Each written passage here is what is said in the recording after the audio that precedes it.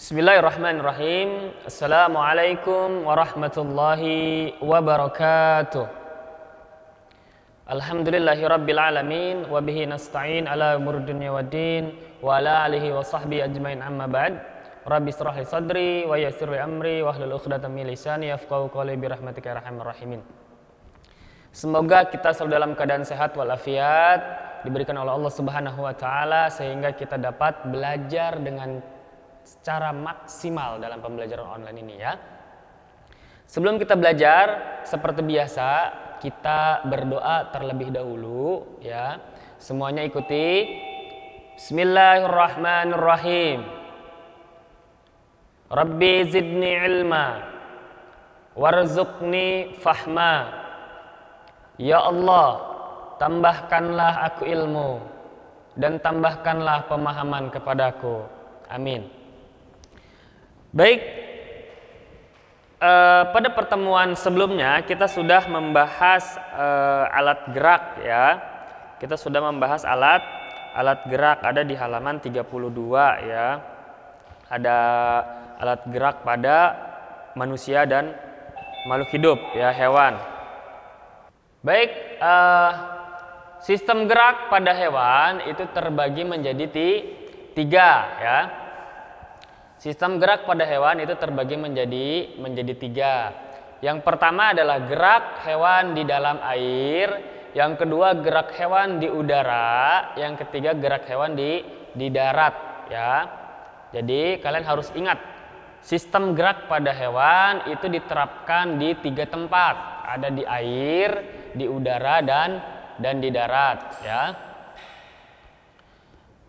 Kita lihat di sini ada beberapa pertanyaan yang bisa kalian jawab ya. Pertanyaan yang bisa kalian jawab. Ustadz di sini siapkan untuk chatnya. Ustadz kasih 10 poin bagi yang bisa menjawab dengan benar ya. Di chat ya. Pada gerak hewan di dalam air, nah berlari adalah contoh gerak. Lalu kenapa berlari di dalam air lebih susah ketimbang berlari di daratan? Jawabannya silahkan di chat. Jawaban yang benar akan Ustadz catat namanya.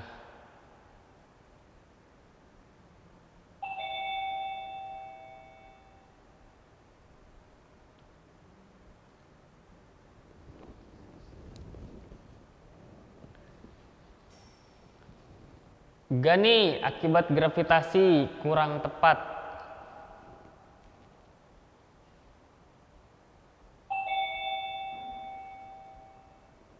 Oke, boleh nih.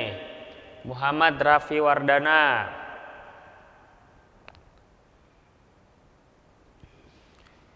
Karena yang pertama adalah air menghambat pergerakan kita ya. Massa air lebih besar dari massa udara. Apalagi? Kasih 5 orang.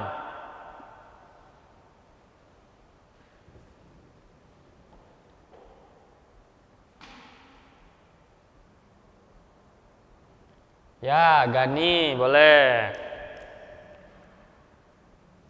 Karena massa air tadi lebih besar, maka tekanannya lebih kuat ya. Tekanannya lebih kuat. 3 lagi.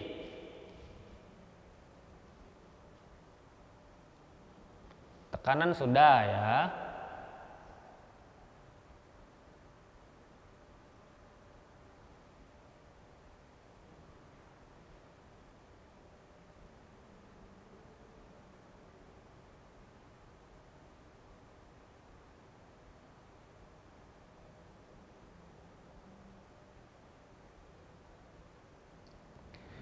Belum, karena air lebih padat dari udara. Boleh ya. Di sini bukan kaitannya padat atau tidak ya. Tetapi kaitannya adalah ikatan antara partikel-partikel air dengan udara lebih kuat partikel air ya, bukan kepadatan, tapi boleh ya. Artinya lebih rapat ya. Oke. Dua lagi.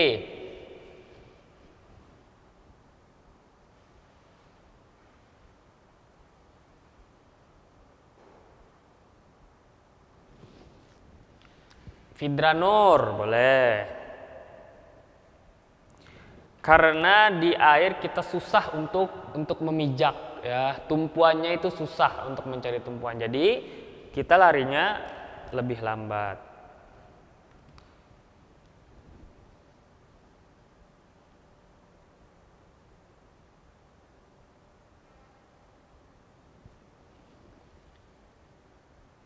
Mukhlas. Ya karena ada air Ustadz, makanya kita jadi lambat. Bolehlah ya.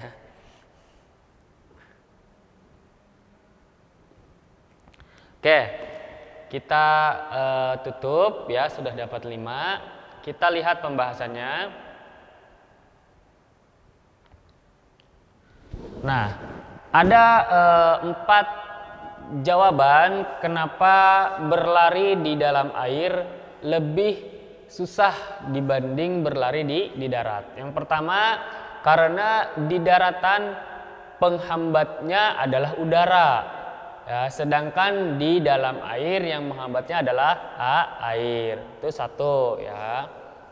Yang kedua, karena air memiliki massa jenis yang lebih padat ya. Air memiliki massa jenis yang lebih padat dibandingkan dengan udara, sehingga ikatan partikel air lebih kuat. Nah, ikatan yang kuat lebih susah untuk ditembus ya, sehingga susah kita bergerak di air. Kemudian yang ketiga, karena massa jenisnya lebih padat, maka air memiliki gaya angkat yang lebih besar ya. Jadi massanya lebih besar. Jadi ketika kita di dalam air, seakan-akan kita seperti mengambang ya. Jadi yang ketiga adalah kita mengambang seperti terbang ya. Nah, yang terakhir yang keempat, karena kita seperti melayang ya, mengambang di dalam air, maka jika kita berlari akan lambat karena tidak memiliki pijakan yang kuat ya, dan ditambah terdapat hambatan ya, halangannya yaitu berupa air. Sudah tidak ada pijakan, kemudian dihambat oleh air, ya sudah, akhirnya kita lambat untuk berlari di air. Kemudian lalu kenapa hewan seperti ikan koi, ikan haruan, ya, ikan hiu, ikan piranha, ikan badut, semua jenis hewan laut bisa bergerak cepat di dalam air? Seperti contoh di slideshow ini, lihat, pergerakannya sangat leluasa. Nah, silahkan ambil HP-nya, kemudian jawab. 5 orang. Kenapa?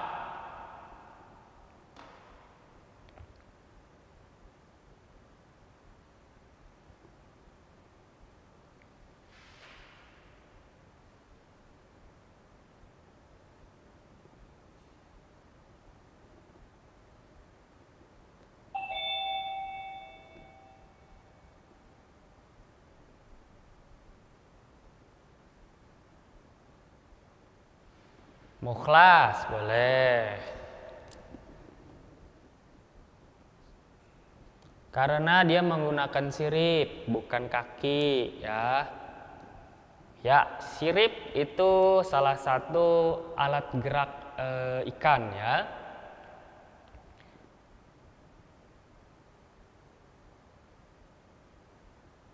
Sirip sudah ya diambil oleh Mukhlas. Torpedo itu bukan tenaga ya, tapi ya bukan tenaga torpedo itu.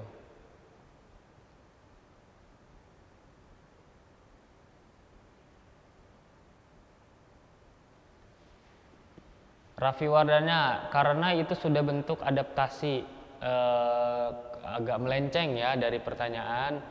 Ya, itu memang bentuk adaptasinya dia, cuman kita membahas di sini adaptasi itu sudah di kelas 1 ya. Sekarang kita bahas adalah gerak. Kenapa dia bukan berarti salah jawabannya. Jawabannya benar tetapi kurang tepat ya.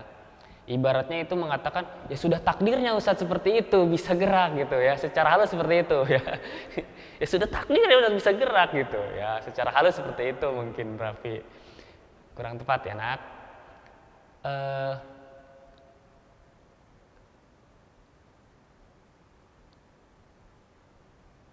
Sama ya dengan jawaban Raffi, habitat ya berarti sudah takdirnya ya, bukan begitu ya.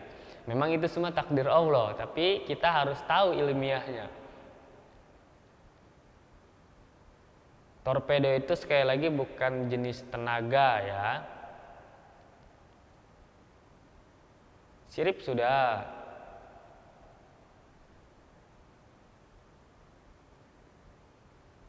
Ya, sastra hidayat.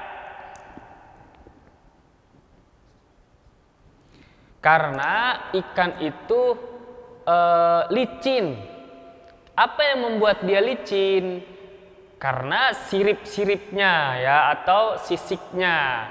Sisiknya itu dia ada sejenis cairan ya, cairan lendir yang membuat dia licin ya.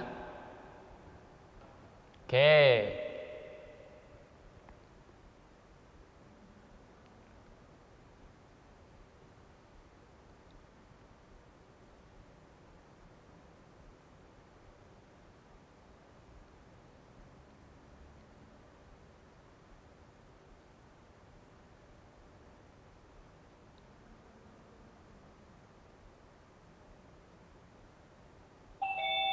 Muhammad Bilal, naam, ya, Bilal,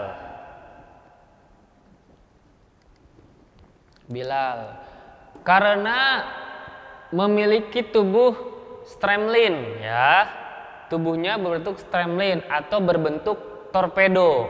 Jadi torpedo itu bukan tenaga, torpedo itu adalah bentuknya, ya, bentuk ikan itu seperti torpedo, ya, oke.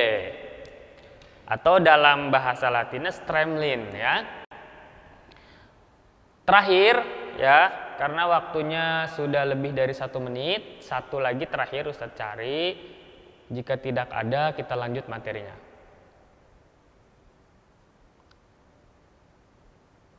Ya, boleh. Karena ikan memiliki gelembung udara ya. Namanya bukan gelembung udara tapi maksudnya Ustadz tahu ya. Naam, Syatirgani. Oke. Ustadz bilang ini terakhir ya, kita tutup chatnya. Kita lanjutkan materinya.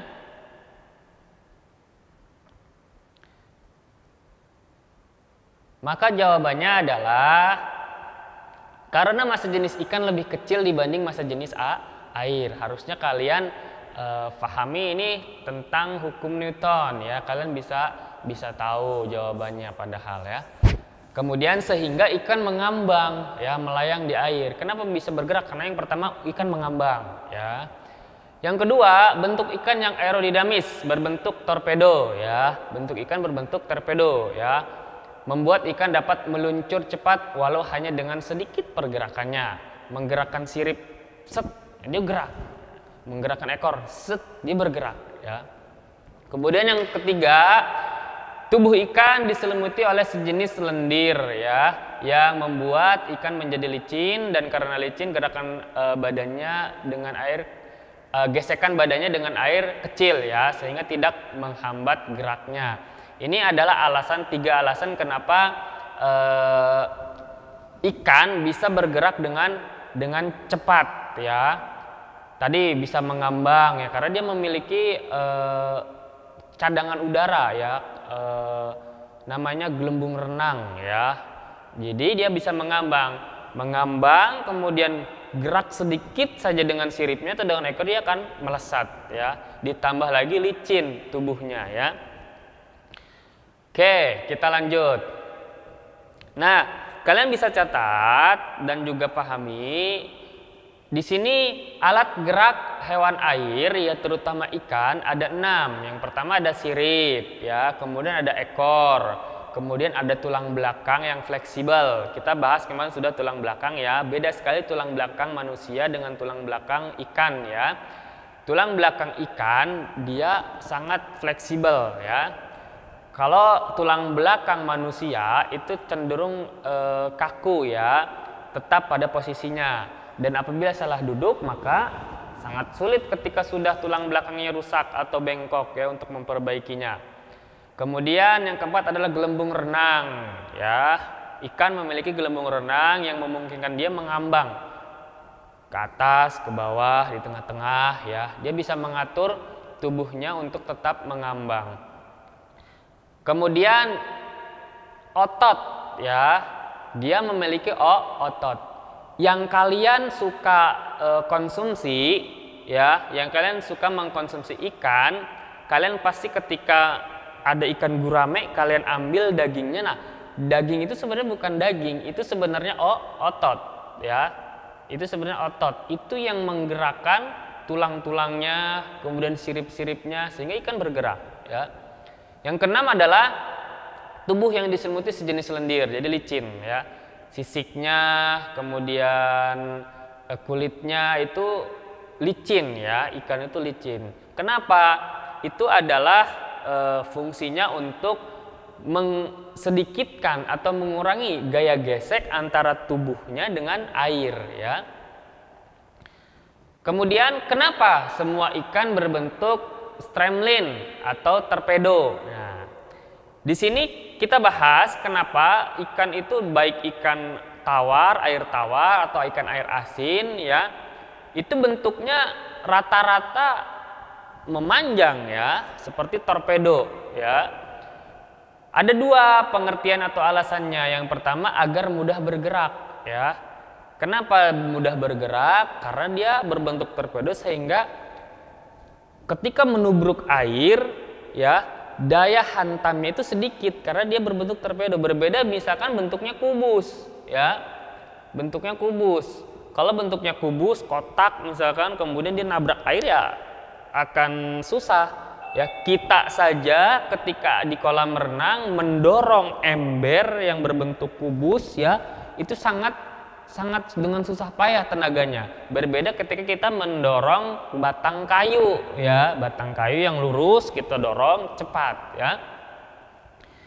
Yang kedua adalah untuk mengurangi hambatan yang sudah saya jelaskan tadi ya, untuk mengurangi hambatan. Untuk yang pertama untuk dia mudah bergerak, kemudian mengurangi hambatan. Itu alasan kenapa bentuk ikan Allah ciptakan berbentuk torpedo atau streamline ya. Makanya sebaik-baik pencipta itu adalah Allah Subhanahu wa taala. Di surah Al-Mulk ayat berapa Ustaz lupa. Di situ berbunyi sesungguhnya ciptaan Allah itu tidak ada yang sia-sia ya. Jadi ikan diciptakan berbentuk torpedo ya ada fungsinya, tidak sia-sia Allah menciptakan ya. Nah, kemudian ikan rata-rata ya, semua ikan itu geraknya lateral ya. Apa itu gerak lateral ya? Kalian di sini ada gambar ikan ya. Nah, Ustadz sengaja nunjukkan ke ekornya, kalian perhatikan. Ekornya itu bergeraknya begini ya, melambai. Kalau manusia yang begini itu, apalagi laki-laki itu tidak baik ya. Nah, pergerakan dia yang seperti ini itu yang disebut dengan gerak lateral. Dan rata-rata semua ikan bergeraknya lateral, tidak seperti kita ada gaya bebas, gaya kupu-kupu ya, tidak seperti itu. Semua ikan berenang dengan cara gerak lateral. Kalau kita bisa bergerak di air dengan cara gaya batu bisa ya, gaya kupu-kupu ya, gaya batu gerak dari atas ke bawah, plung. Nah, ya. Jadi itu adalah gerak lateral. Yaitu gerak mengayun ya, diayunkan atau mengkibaskan bagian tubuhnya, yaitu bagian sirip ekor ya. Kita lanjut. Nah, setelah kita membahas gerak yang ada di dalam air, sekarang kita bahas gerak hewan di udara ya. Di sini ada sebuah gambar atau GIF ya, di sini gambar bergerak ya. ada burung elang yang sedang terbang dan juga ada pesawat yang sedang landing ya. Pertanyaannya adalah, kenapa burung ini bisa ya, bukan bias. Kenapa burung bisa terbang? Kenapa pesawat yang sangat berat bisa terbang juga? Jawabannya silahkan di chat di HP-nya. 3 jawaban pertama Ustadz ambil. Ya, kalau misalkan kalian hafal hukum Newton, boleh juga dicantumkan.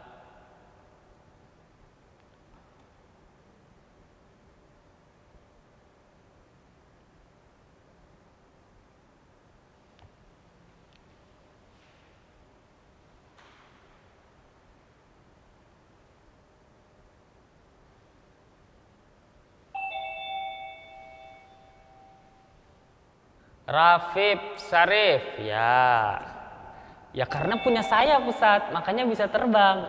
Bagus juga.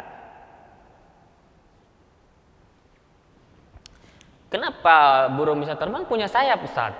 Ya, yaitu dia punya sayap yang melengkung ya.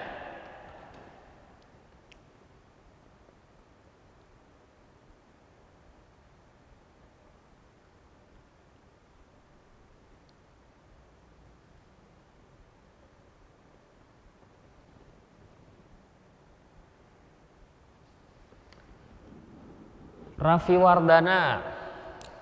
Oke. Karena dia memiliki kerangka yang berongga Ustadz. Dia memiliki kerangka ya. Kerangka yang berongga dan sangat kuat rangkanya itu. Ya, untuk mengepakkan sayapnya. Ya boleh.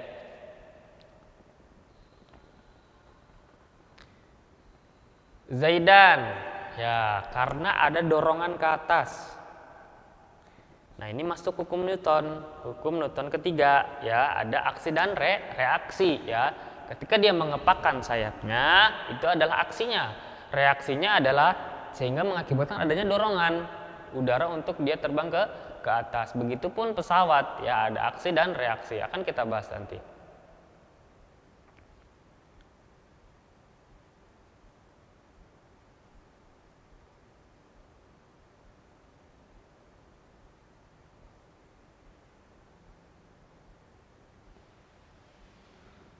Raihan Fadilah, ya bagus.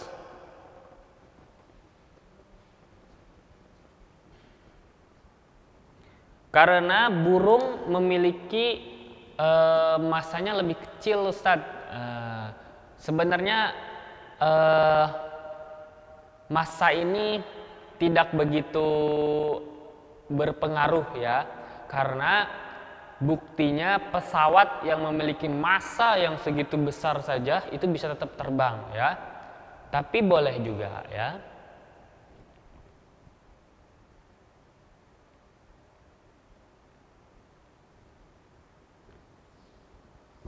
Yang satu dua terakhir. Sayap sudah. Nah, tadi fokus ke ini ya, fokus ke burung. Ada santri kita yang jeli juga mendapatkan peluang dari pesawat ya. Yaitu ada gaya dorong dari mesin pesawat yang menyebabkan dia bisa melaju cepat dan terbang. Benar, Mahathir ya. Kan pertanyaannya, kenapa burung dan pesawat bisa terbang? Yang lain fokus ke burung, pesawatnya tidak di ini. Ya benar ya. Oke, sudah cukup. Kita lihat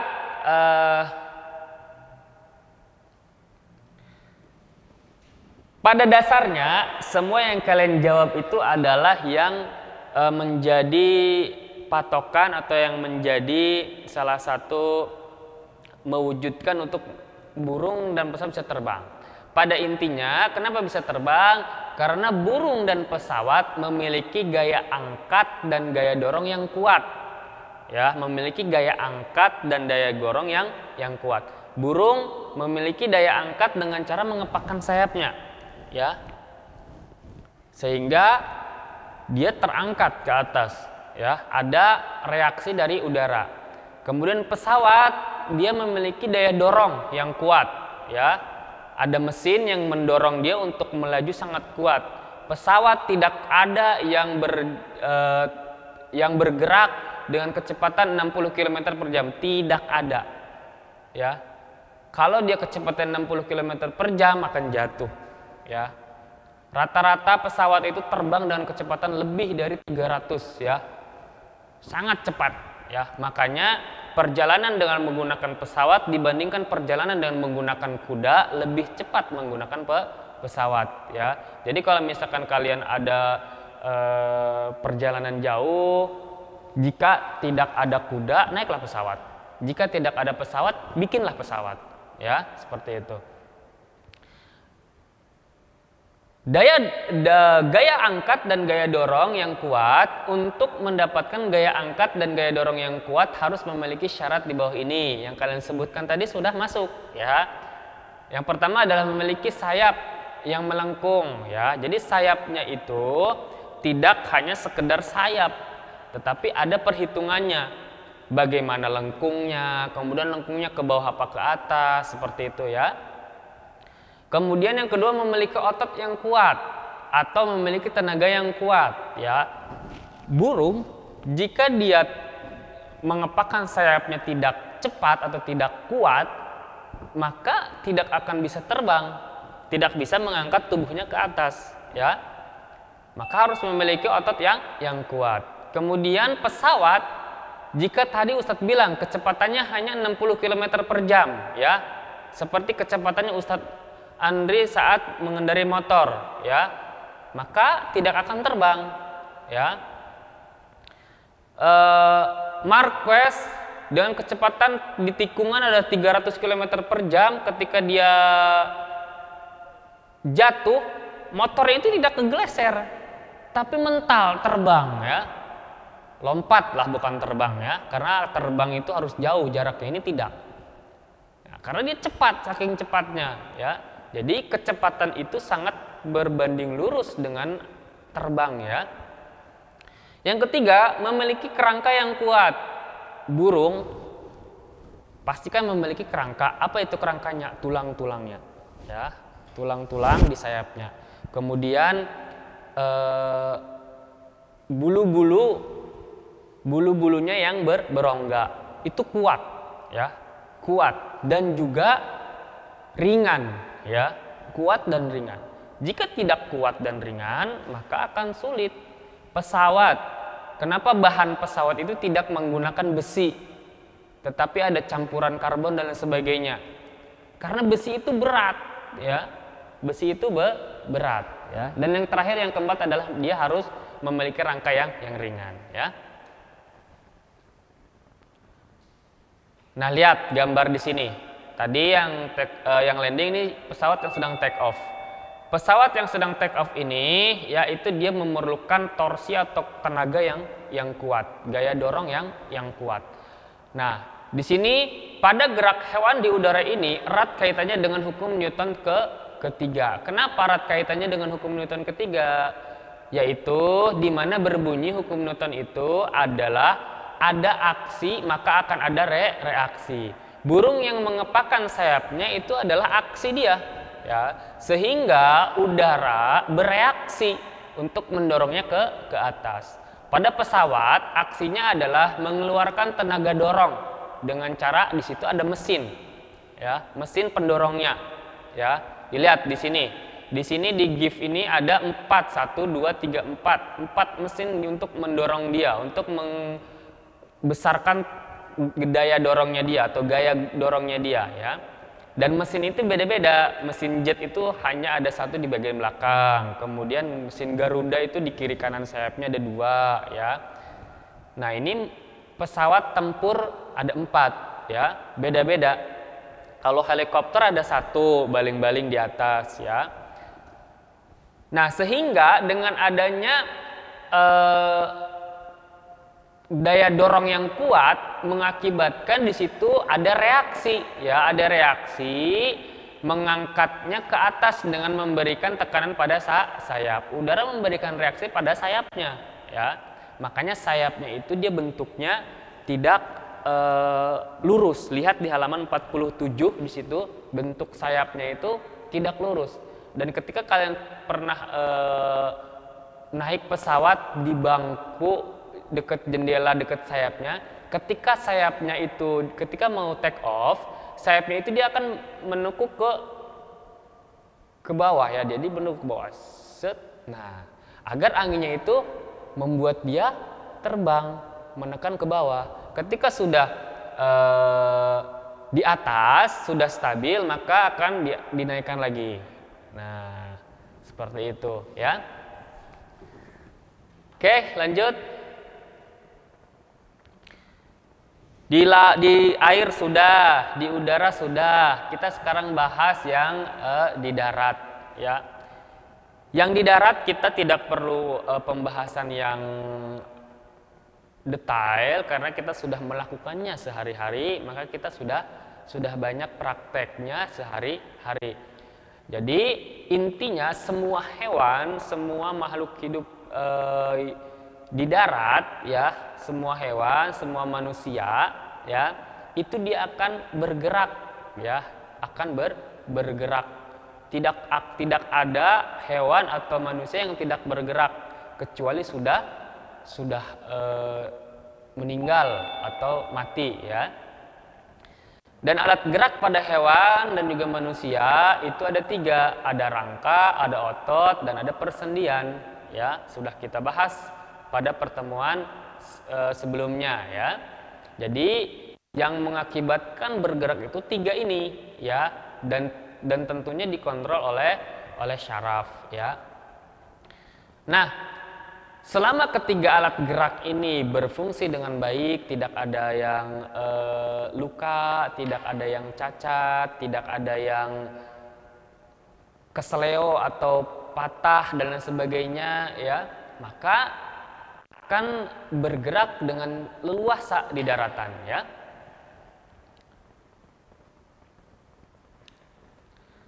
Nah, sekarang kita bahas gerak pada tumbuhan ya. Sistem gerak pada tumbuhan kalian bisa lihat di halaman 49 ya.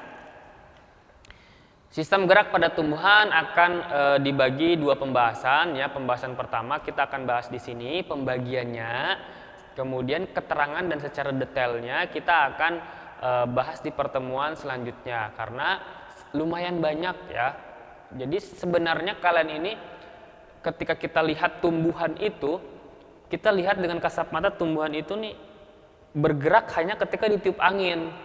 Padahal banyak sekali ketika sudah diteliti, ketika sudah diamati, justru tumbuhan itu bergeraknya sangat banyak sistem geraknya ya, dan jenis-jenis bergerakannya. Hanya saja kita tidak tahu ilmunya. Padahal kita sudah melihat atau bahkan sudah melakukan percobaan sendiri, tapi kita tidak tahu ilmunya, sehingga itu sudah biasa. Makanya nanti ketika di sini dibahas pasti kalian akan akan seperti itu ya. Sistem gerak pada tumbuhan itu terbagi menjadi 3 ya. Ada gerak endonom, kemudian ada gerak higroskopis, dan ada gerak esionom ya. Ketiga gerak ini terbagi lagi ya. Sebelum kita bahas pembagiannya, kita bahas pengertiannya terlebih dahulu. Untuk yang pertama, gerak endonom. Ya, gerak endonom adalah gerak yang terjadi akibat rangsangan yang berasal dari dalam sel. Ya, jadi pergerakannya kita tidak bisa melihat jika tidak menggunakan alat. Seperti pergerakannya sel darah. Di tubuh kita, darah ini bergerak ya. Darah ini bergerak dari kepala ke leher, kemudian ke perut, ke kaki, kemudian balik lagi ya, bergerak. Buktinya apa? Buktinya ketika kita sayat tangan kita, maka darahnya itu akan keluar. Ya, itu yang menyebabkan darah keluar itu bergerak di dalam ya. Begitupun tumbuhan. di dalam tumbuhan juga itu ada yang namanya gerak endonom, yaitu gerak sel pada tumbuhan yang ada di dalam tumbuhannya itu. Jika kita sudah ada di pesantren, bisa praktek kita dengan menggunakan mikroskop ya untuk melihat pergerakannya itu. Voice-nya dimatikan ya. Kemudian yang kedua adalah gerak higroskopis ya. Gerak higroskopis adalah gerak alamiah ketika kacang polong ya yang sudah tua terbuka kulitnya sendiri ya, terbuka kulitnya secara sendiri, tidak kita sentuh, tidak kita kasih rangsangan ya. Dia bergerak sendiri. Kalau yang pertama tadi bergerak karena ada pergerakan di dalam ya, sedangkan higroskopis ini adalah gerak alamiah ya, gerak alamiah. Contohnya adalah kacang polong yang sudah tua terbuka sendiri kulitnya ya. Banyak contohnya, tidak hanya kacang polong saja, ada jenis kacang kedelai, kemudian kacang panjang, dan juga bunga ya, bunga yang dia gugur ya, gugur sendiri atau daun yang gugur. Nah, itu juga termasuk gerak higroskopis. Nah, kemudian yang terakhir adalah gerak esionom.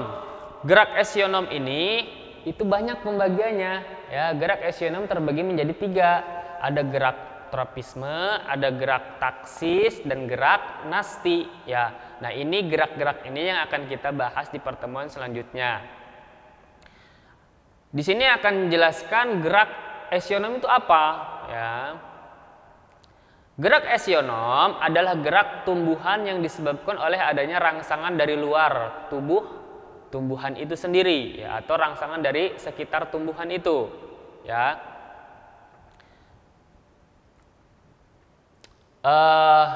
Ustadz mau tanya nih, yang fokus nyatet, Zaidan,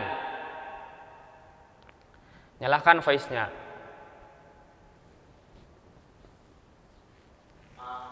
Gerak esionom adalah gerak karena ada rangsangan. Sebutkan coba satu tanaman yang ketika kita sentuh dia bergerak. Ya, oke, silakan tutup. Salah satu contoh rangsangan itu adalah putri malu ya, karena ada sentuhan.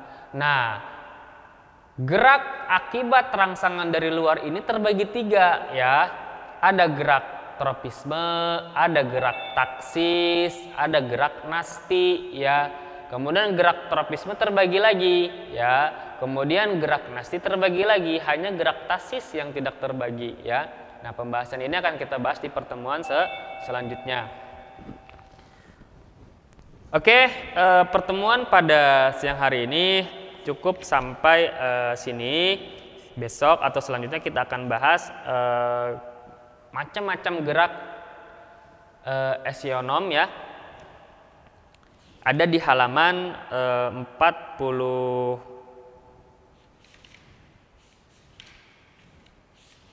Ada di halaman 54 ya. Kalian bisa lihat di situ ada banyak gambarnya ya. Dan juga contoh-contohnya ya. Nah, setelah kita bahas gerak yang terakhir ini, pertemuan selanjutnya kita akan pengambilan nilai harian lagi ya. Oke, mungkin itu saja yang dapat Ustadz sampaikan. Ustadz ingatkan sekali lagi, selalu jaga kesehatan kalian ya. Jangan keluyuran, jangan banyak jalan-jalan ya. Memang menggoda sekali kegiatan-kegiatan di luar, tapi fokus tetap di rumah ya. Jika tidak penting, jangan banyak-banyak kegiatan di luar rumah ya. Dan juga tetap jaga ibadah kalian ya. Tetap jaga ibadah kalian ya.